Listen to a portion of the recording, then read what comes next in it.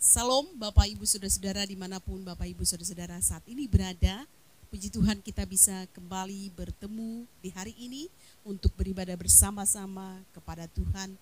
Dalam beberapa waktu ke depan kita pusatkan hati dan pikiran kita untuk beribadah kepada Tuhan, memuji memuliakan Tuhan, bersyukur kepada Tuhan oleh karena Dia sungguh sangat baik. Pada hari Kamis yang lalu kita sudah merayakan kenaikan Tuhan Yesus Kristus. Dalam firman Tuhan dalam Yohanes 14 dikatakan, Yesus berkata demikian, Aku akan minta kepada Bapa dan Ia akan memberikan kepadamu seorang penolong yang lain supaya Ia menyertai kamu selama-lamanya, yaitu Roh kebenaran.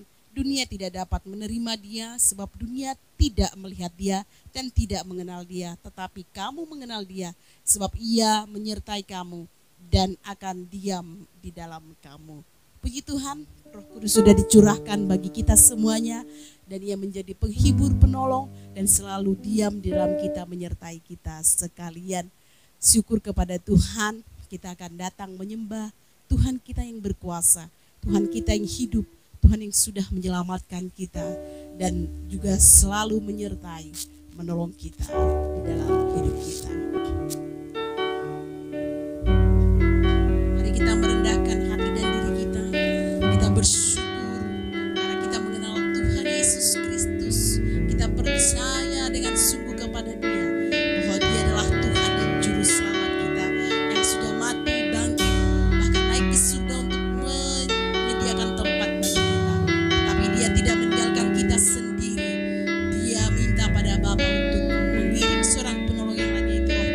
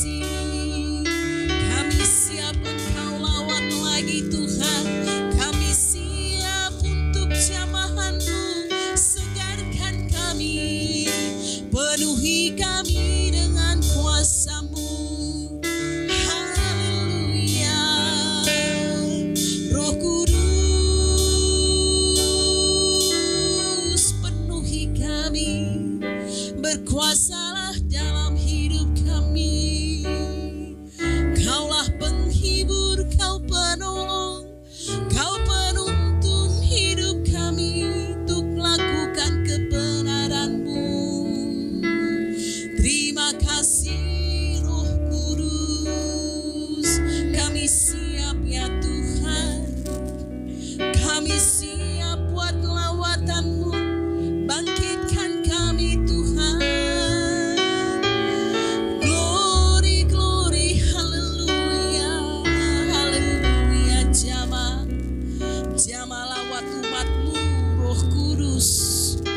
Yang susah Engkau hiburkan, yang lemah Engkau kuatkan, yang butuh pertolongan-pertolongan-Mu nyata, yang perlu pengharapan baru Engkau beri pengharapan yang baru ya Tuhan. Terima kasih Roh Kudus, terima kasih buat kuasa-Mu, buat pengurapan-Mu bagi kami. Kau beserta kami. Haleluya, haleluya, haleluya. Penuhi kami sekali lagi. Nyatakan kuasa-Mu dalam hidup kami. Kuatkan, teguhkan kami ya Roh Kudus. Haleluya, haleluya. Engkau ku sembah ya Tuhan. Tuhan, Engkau kami tinggikan. Tuhan, Engkau kami muliakan. Tuhan, Engkau yang hadir di sini dan di mana umat-Mu juga saat ini sedang beribadah kepada Engkau bersama-sama dengan kami. Jamahan-Mu, lawatan-Mu terjadi. Terima kasih Bapa di surga. Terima kasih untuk Roh-Mu yang kudus yang sudah Engkau curahkan bagi kami, sehingga kami tidak ditinggalkan sendirian, tetapi dengan kuasa Roh Kudus-Mu yang diam di dalam kami, yang hidup di dalam kami, kami diberikan pertolongan, kami diberi penghiburan, kami dituntun untuk melakukan kebenaran-kebenaran firman-Mu Tuhan. Kami siap Tuhan, kami buka hati untuk Roh-Mu yang kudus. Penuhi kami Tuhan, jamah kami semuanya Tuhan, urapi kami semuanya Tuhan. Biarlah kami akan menjadi saksi-saksi Kristus yang penuhi dengan sukacita, damai surgawi, yang dipenuhi dengan kuasa-Mu ya Tuhan. Kemanapun kami pergi, dimanapun kami berada, kami akan menyaksikan kuasa Tuhan, kami akan menyatakan kuasa Tuhan, oleh karena kuasa Roh Kudus yang bekerja di dalam kami dan melalui kami ya Tuhan. Terima kasih ya Tuhan, hari-hari ini kami sedang memperingati di mana umat-Mu sedang menanti-nantikan pencurahan Roh-Mu ya Tuhan. Roh-Mu yang Kau curahkan bagi setiap orang yang percaya, orang yang rindu dilawat, orang yang rindu dipakai ya Tuhan, orang yang rindu dibangun imannya ya Tuhan, sehingga sungguh-sungguh kami akan merasakan kehadiran Tuhan, bahwa Tuhan hidup di dalam kami, kuasa-Mu sungguh nyata dalam hidup kami. Terima kasih Bapa, hari-hari ini ketika umat-Mu sedang merindukan kehadiran-Mu, merindukan kuasa-Mu dicurahkan, biarlah kuasa-Mu tercurah memulihkan hidup setiap umat-Mu. Haleluya, sehingga umat-Mu akan kuat, tidak perlu cemas ya Tuhan, tidak perlu bimbang, karena ada Roh Tuhan yang selalu hidup di dalam kami sekalian. Kami serahkan ibadah kami dari awal hingga selesai, dan di sana Roh-Mu terus bekerja, menyatakan kebenaran-kebenaran-Mu, bahkan melalui kebenaran firman Tuhan yang akan kami dengar. Engkau pakai hamba-Mu Tuhan untuk membukakan rahasia-rahasia kebenaran firman Tuhan, sehingga kami akan sungguh-sungguh lebih mengerti lagi dan mengalami kuasa Allah dalam hidup kami. Haleluya, haleluya. Haleluya. Kita siapkan hati kita untuk firman Tuhan. Buka hati Bapak Ibu Saudara-saudara seluas-luasnya untuk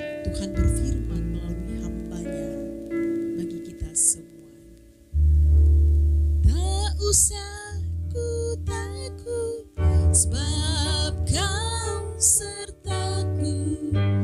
Tak usah ku bimbang, Kau di dalamku.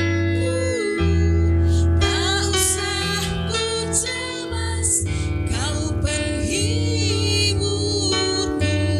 Saat ku lemah, Kau kuatku. Ku nyanyi haleluya,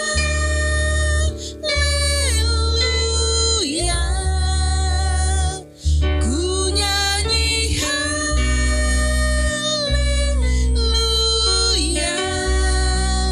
Sungguh Kau hebat, ajaib perkasa perbuatanmu. Ku nyanyi haleluya, ku nyanyi haleluya. Dengan segenap hati nyanyikan haleluya, haleluya. Sungguh Kau hebat, ajaib perkasa. Sekali lagi nyanyikan haleluya, haleluya. Ku nyanyi haleluya, ku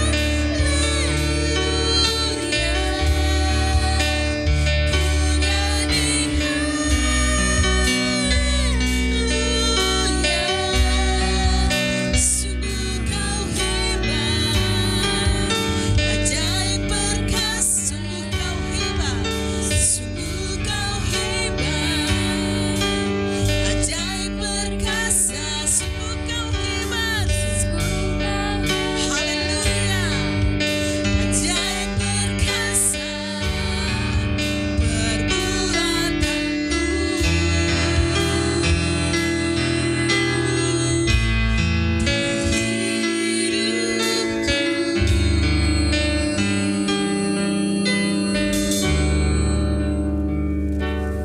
Puji nama Tuhan, saudara yang saya kasihi di dalam Tuhan Yesus Kristus. Mari kita akan bersatu di dalam doa.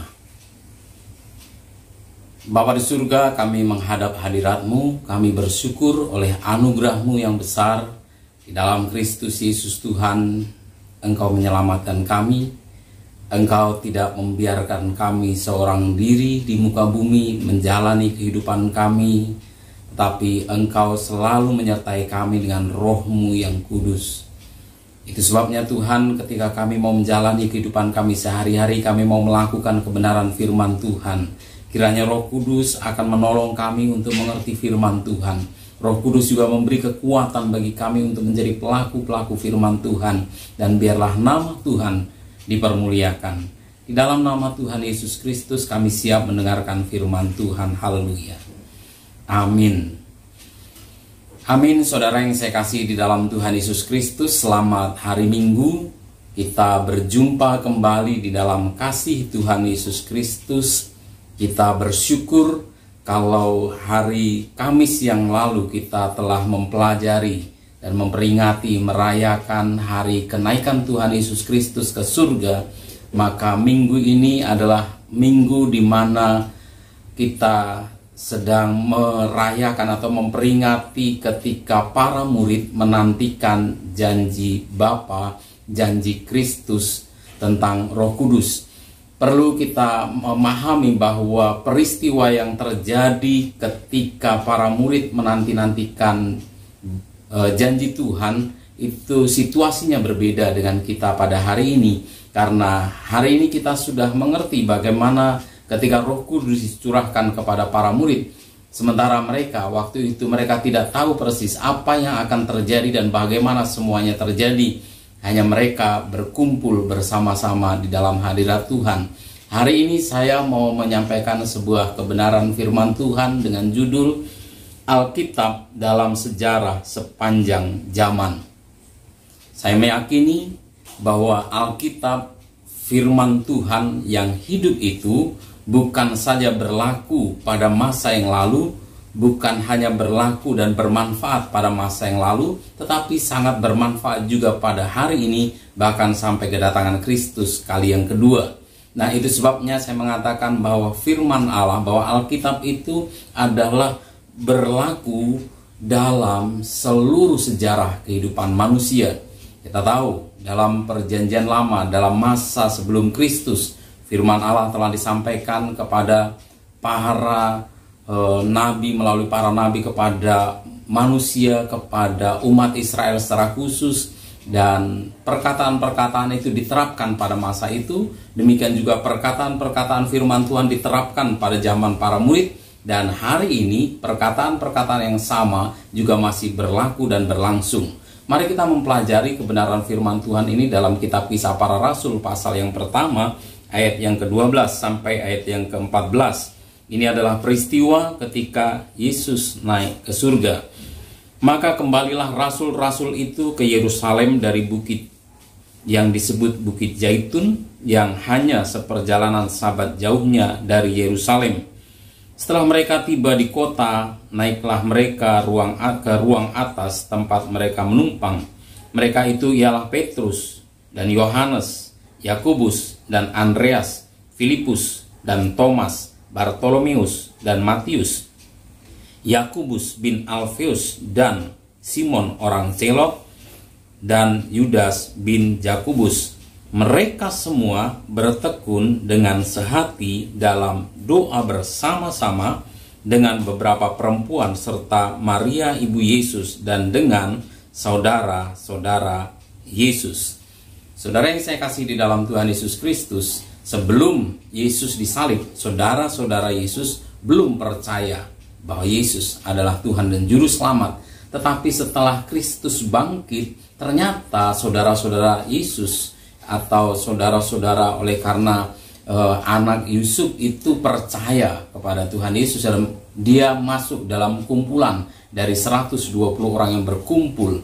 Jadi apa yang dicatat di dalam firman Tuhan ini adalah peristiwa setelah Yesus naik, kemudian mereka kembali ke Yerusalem, sebab Yesus melarang mereka pergi sebelum mereka menerima janji yang dari Bapa.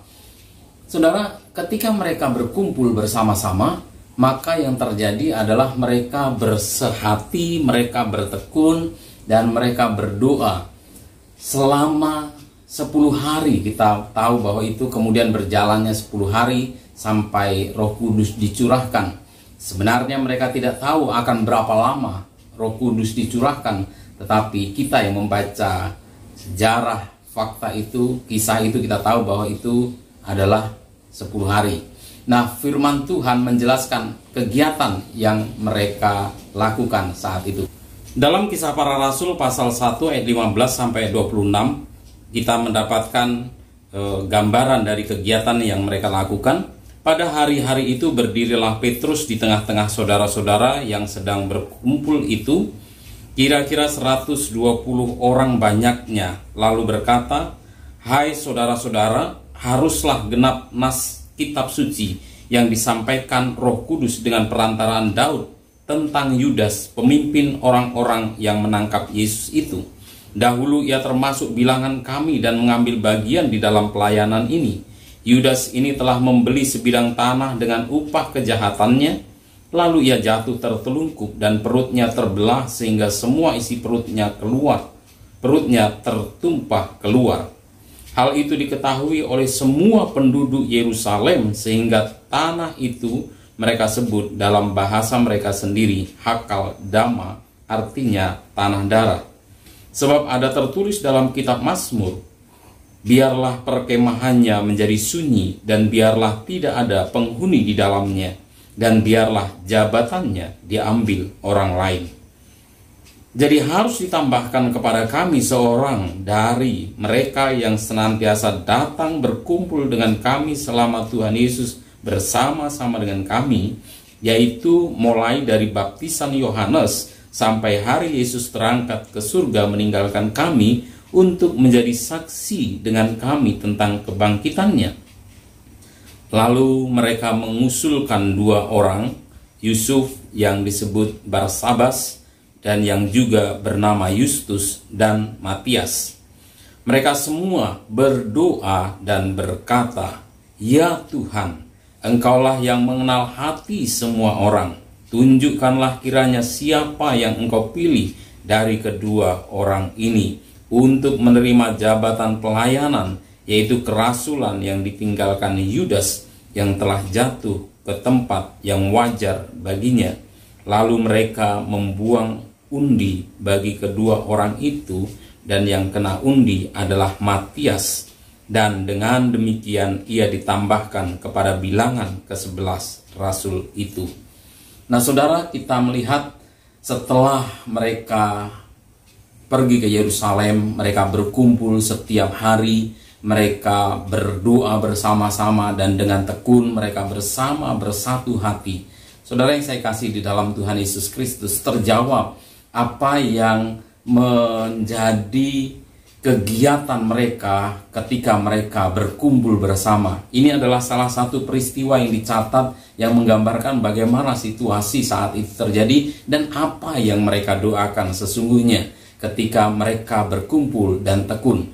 Kata tekun itu juga berbicara tentang tekun mempelajari firman Tuhan. Kalau nanti kita melihat dalam kegiatan para rasul, para murid Kristus dalam gereja mula-mula, maka kita akan mendapati bahwa mereka bertekun dalam pengajaran rasul-rasul. Dari sini kita mendapatkan pelajaran bahwa yang pertama, mereka mempelajari firman Tuhan. Yang kedua, mereka menghubungkan firman Tuhan dengan kondisi dan peristiwa mereka saat itu. Yang ketiga, mereka berdoa agar firman Allah terjadi pada masa itu. Selanjutnya, mereka mengharapkan kondisi saat itu terjadi seperti apa yang dikatakan di dalam firman Tuhan. Jadi kita tahu bahwa ketika mereka berkumpul, mereka mempelajari firman Tuhan, mereka juga melihat situasi, kondisi, peristiwa yang terjadi pada zamannya, dan kemudian mereka berdoa supaya apa yang dikatakan oleh firman Tuhan itu terjadi pada masanya. Maka kita mengingat doa yang diajarkan oleh Tuhan Yesus Kristus. Jadilah kehendakmu di bumi seperti di surga. Itulah yang juga menjadi doa mereka dalam bahasa yang mungkin sedikit berbeda yang disampaikan pada saat itu. Tetapi doa-doa yang mengharapkan supaya kerajaan Allah dinyatakan, itulah yang mereka doakan. Dan doa yang sama mestinya juga kita lakukan di dalam kehidupan kita. Sama seperti mereka mempelajari kebenaran firman Tuhan, kita juga belajar firman Tuhan. Sama seperti mereka melihat situasi yang sedang terjadi dan melihatnya dari kacamata firman Tuhan. Lalu mereka berdoa supaya apa yang dikatakan firman Tuhan itu terjadi pada masa mereka. Itulah pelajaran penting bagi kita. Itu sebabnya saya mengatakan bahwa Alkitab dalam sepanjang sejarah zaman, Alkitab adalah kitab yang tidak hanya berlaku pada masa yang lalu, tetapi berlaku sampai saat ini, bahkan sampai kedatangan Kristus yang kedua. Saya juga mau katakan bahwa apa yang menjadi bagian pekerjaan kita hari ini, pekerjaan pelayanan yang kita lakukan, pengiringan kita kepada Kristus adalah bagian yang tidak terpisahkan dengan apa yang terjadi lebih dari 20 tahun yang lalu ketika mereka berkumpul bersama-sama berdoa menantikan janji Bapa.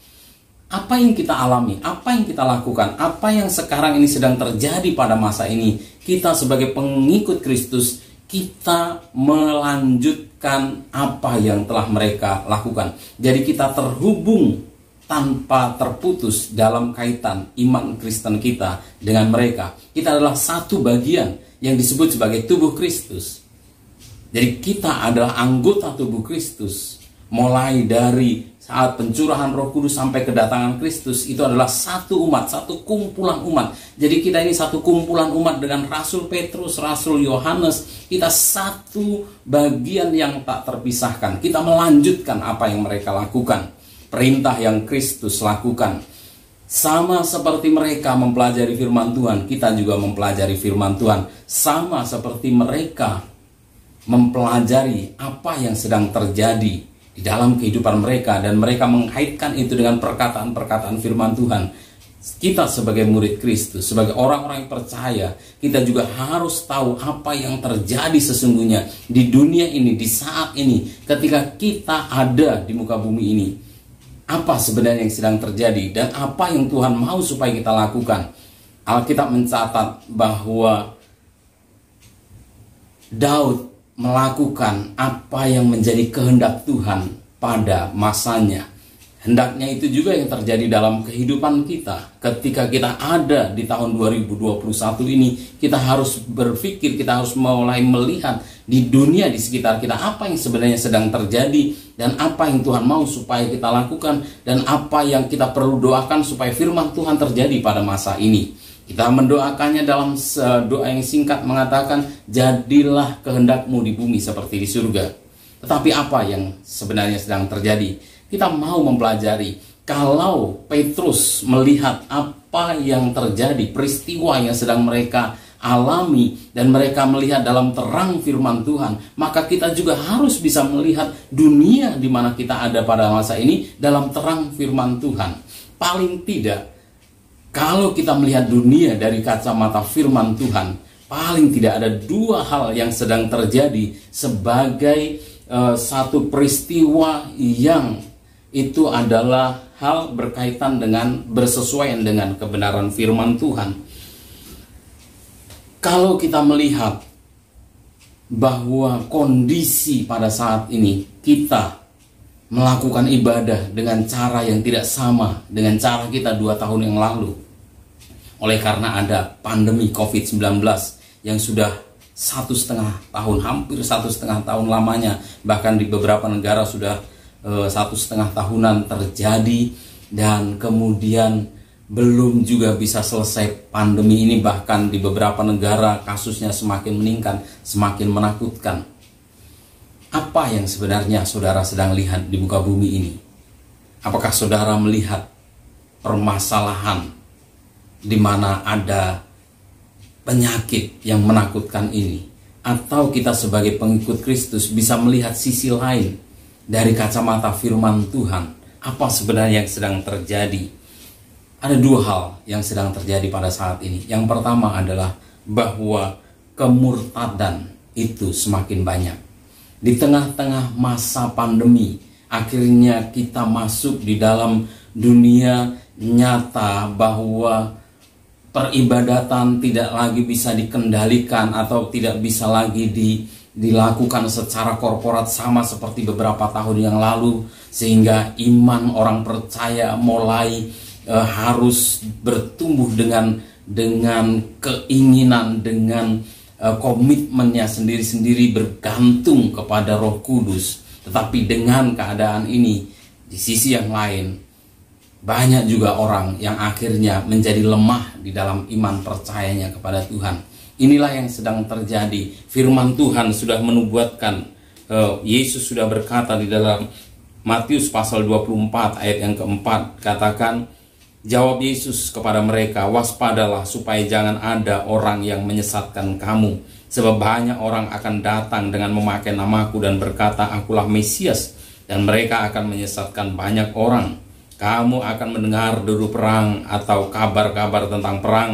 Namun berawas-awaslah, jangan kamu gelisah, sebab semuanya itu harus terjadi, tetapi itu belum kesudahannya. Sebab bangsa akan bangkit melawan bangsa dan kerajaan melawan kerajaan, akan ada kelaparan dan gempa bumi di berbagai tempat. Akan tetapi semuanya itu barulah permulaan penderitaan menjelang zaman baru. Pada waktu itu kamu akan diserahkan supaya disiksa, dan kamu akan dibunuh, dan akan dibenci semua bangsa oleh karena namaku. Dan banyak orang akan murtad, dan mereka akan saling menyerahkan dan saling membenci. Banyak nabi palsu akan muncul dan menyesatkan banyak orang. Dan karena makin bertambahnya kedurhakaan, maka kasih kebanyakan orang akan menjadi dingin.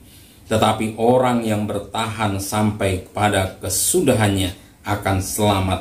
Dan Injil kerajaan ini akan diberitakan ke seluruh dunia, menjadi kesaksian bagi semua bangsa. Sesudah itu barulah tiba kesudahannya. Saudara, nubuatan Tuhan Yesus sangat jelas terjadi pada masa kita. Gempa bumi terjadi, Gempa bumi terjadi di Indonesia berkali-kali, di Jepang berkali-kali, semakin tingkatnya semakin besar skalanya dan juga semakin sering, saudara-saudara. Bangsa melawan bangsa, bahkan suku bangsa melawan suku bangsa, bahkan sesama suku bangsa pun berperang oleh karena keegoisan masing-masing. Kedurhakaan, penyiksaan terjadi. Kenapa orang menjadi murtad? Ada beberapa penyebabnya. Ada orang-orang menjadi murtad oleh karena kecewa terhadap orang Kristen yang lain, terhadap pengikut Kristus yang lain. Mungkin dia ditipu oleh pengikut Kristus yang lain. Mungkin dia kecewa oleh karena perlakuan, perbuatan, ucapan-ucapan dari orang-orang yang percaya lain atau hamba-hamba Tuhan yang membuat mereka kecewa. Ada orang-orang yang akhirnya meninggalkan Kristus karena kecewa terhadap hamba Tuhan maupun orang-orang percaya. Ada orang-orang yang murtad oleh karena sakit penyakit. Begitu lama dia mengalami penderitaan sakit sehingga dia menjadi lemah imannya, menjadi ragu terhadap Tuhan, bahkan sampai menjadi tidak percaya kepada Tuhan. Kesulitan, kemiskinan, dan penganiayaan juga menjadi penyebab orang meninggalkan Kristus. Firman Tuhan mengatakan bahwa engkau akan disiksa, engkau akan dibunuh. Kita melihat orang-orang percaya mengalami kesulitan di berbagai tempat. Ada banyak orang yang akhirnya meninggalkan Kristus oleh karena keberadaan ini. Yang juga terjadi adalah pengajaran sesat, saudara.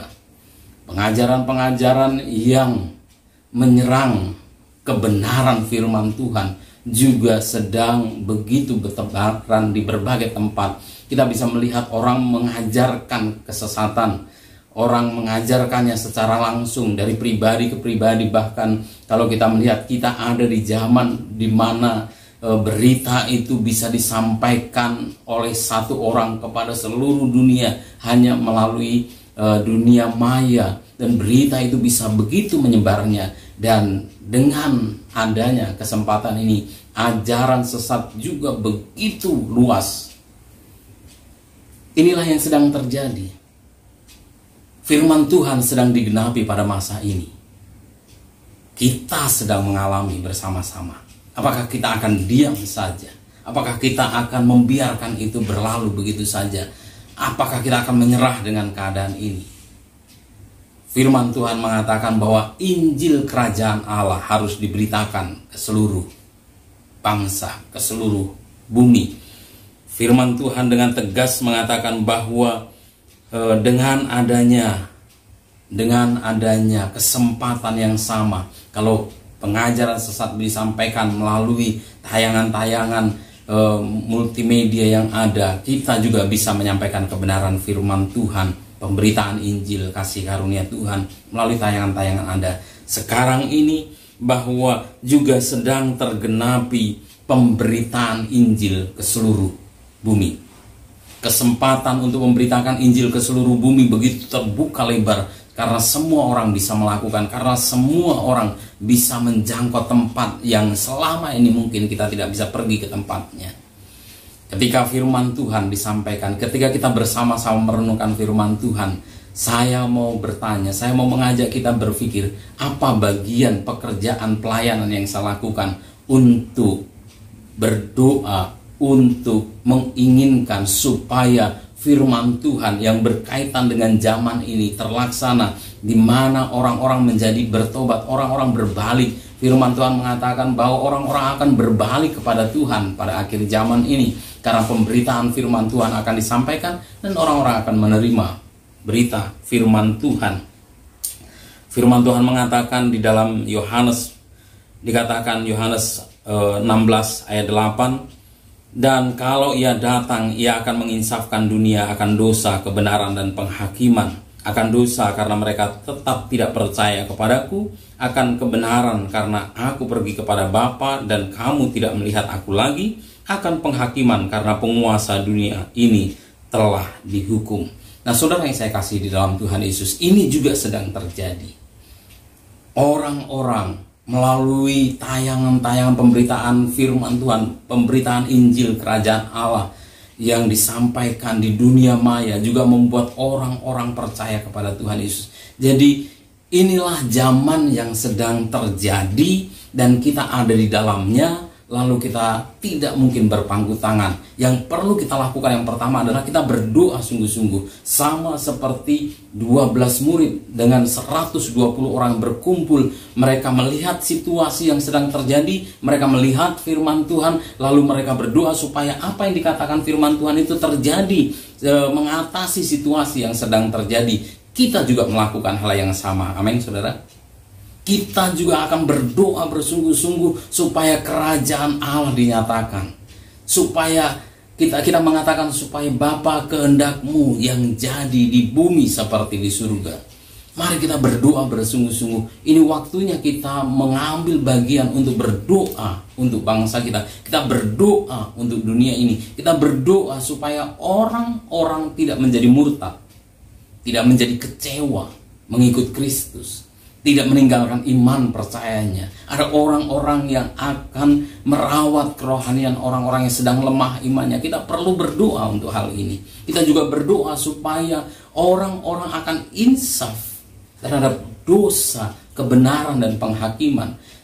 Karya Roh Kudus dinyatakan pada zaman ini. Sama seperti pada zaman para rasul, karya Roh Kudus begitu nyata. Pada zaman yang kita alami sebagai generasi yang melanjutkan pekerjaan para rasul, kita juga berharap, berdoa supaya Roh Kudus dinyatakan, kuasanya bekerja dengan nyata sehingga orang-orang menjadi percaya kepada Tuhan Yesus Kristus. Berdoa, itulah yang akan kita lakukan. Dan kemudian beritakan Injil, sampaikan kebenaran firman Tuhan. Mungkin saudara tidak bisa memberitakan Injil, mungkin dengan berbagai macam cara. Saudara bisa melalui kesaksian, saudara bisa melalui percakapan, saudara bisa mengirim sebuah tayangan, atau saudara bisa memberitahukan kepada orang lain link dari ibadah-ibadah kita yang menjelaskan tentang keselamatan di dalam Kristus Yesus. Orang-orang menanti-nantikan berita keselamatan ini. Semua orang, kalau kita melihat bahwa semua orang ketakutan karena ada pandemi COVID-19 yang mengancam jiwa semua orang. Bahkan orang berebut untuk mendapatkan layanan terbaik supaya tidak mati. Karena memang semua orang mengalami ketakutan terhadap kematian. Dan kematian yang mereka paling takuti sesungguhnya adalah kematian kekal. Sementara di dalam hidup kita ada berita sukacita, ada berita keselamatan yang bisa membuat mereka tidak harus mengalami ketakutan terhadap penghukuman yang kekal. Karena di dalam Kristus Yesus ada keselamatan. Jadi selain kita berdoa supaya kerajaan Tuhan dinyatakan, kita juga mau memberitakan Injil kerajaan Allah. Amin. Itulah bagian kita. Itulah yang mesti kita kerjakan. Kita belajar dari para murid yang menanti-nantikan janji Bapa. Mereka melakukan hal itu. Kita juga sedang menanti-nantikan kedatangan Kristus yang kedua. Kita sedang ada dalam pekerjaan di mana Roh Kudus dinyatakan. Kita juga merindukan supaya kehendak Tuhan terjadi di bumi ini seperti di surga. Sehingga kita menjadi orang-orang yang memberkati orang lain. Menjadi saluran kasih Tuhan bagi orang lain melalui doa dan pemberitaan firman Tuhan, pemberitaan Injil kerajaan Allah. Kita tidak akan kecewa ketika kita mengikut Kristus, karena kita fokus kepada Kristus. Kita fokus kepada karya Roh Kudus yang dinyatakan pada zaman ini. Dan kita fokus kepada jiwa-jiwa yang perlu diselamatkan, sebab mereka ada di antara kita. Dan itulah yang dikehendaki Tuhan. Kita bersatu di dalam doa.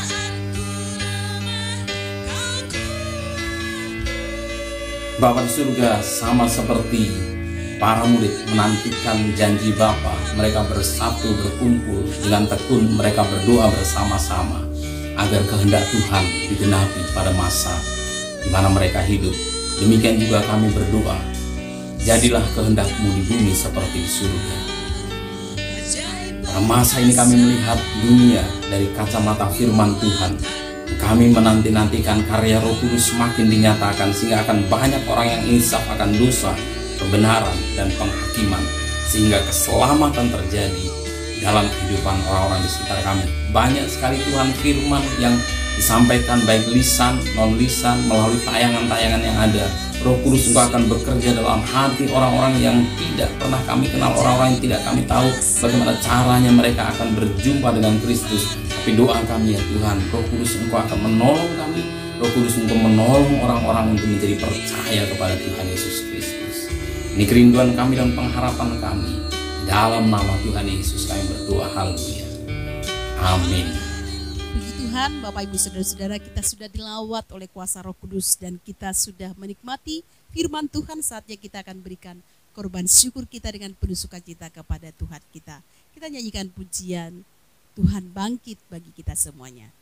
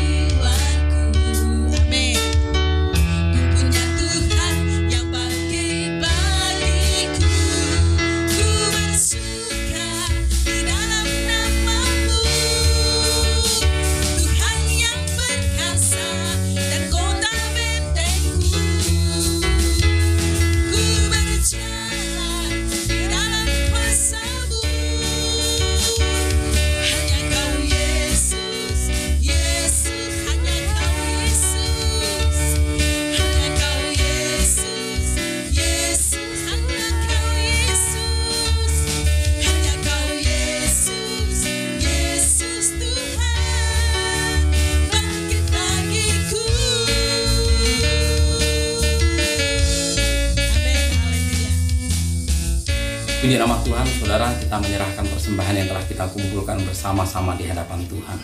Bapa, kami telah mengumpulkan persembahan kami, dan biarlah ini sungguh-sungguh menyenangkan hati Tuhan. Pakai untuk pekerjaan pelayanan bagi pelebaran kerajaan Tuhan di muka bumi. Engkau akan tambah-tambahkan iman sidang jemaat, supaya mereka semakin mengalami rencana dan penggenapan firman Tuhan di dalam kehidupan mereka. Bapa yang baik yang ada di dalam kerajaan surga, nyatakan kasih karunia-Mu di dalam kehidupan kami semua. Saudara, mari kita berdoa dengan doa yang diajarkan oleh Tuhan Yesus Kristus, doa Bapa kami. Bapa kami yang di surga, dikuduskanlah nama-Mu, datanglah kerajaan-Mu, jadilah kehendak-Mu di bumi seperti di surga. Berikanlah kami pada hari ini makanan kami yang secukupnya, dan ampunilah kami akan kesalahan kami, seperti kami juga mengampuni orang yang bersalah kepada kami. Dan janganlah membawa kami ke dalam pencobaan, tetapi lepaskanlah kami daripada yang jahat, karena Engkaulah yang mempunyai kerajaan dan kuasa dan kemuliaan sampai selama-lamanya. Sidang jemaat yang kekasih, arahkan hatimu kepada Tuhan dan terimalah berkat Tuhan. Tuhan memberkati engkau dan melindungi engkau. Tuhan menyinari engkau dengan wajahnya dan memberi engkau kasih karunia. Tuhan menghadapkan wajahnya kepadamu dan memberi engkau damai sejahtera, anugerah dari Allah Bapa, keselamatan di dalam Tuhan Yesus Kristus, serta persekutuan di dalam Roh Kudus, menyertai engkau sekalian dari saat ini sampai Maranatha Tuhan datang kali yang kedua. Haleluya, haleluya. Amin.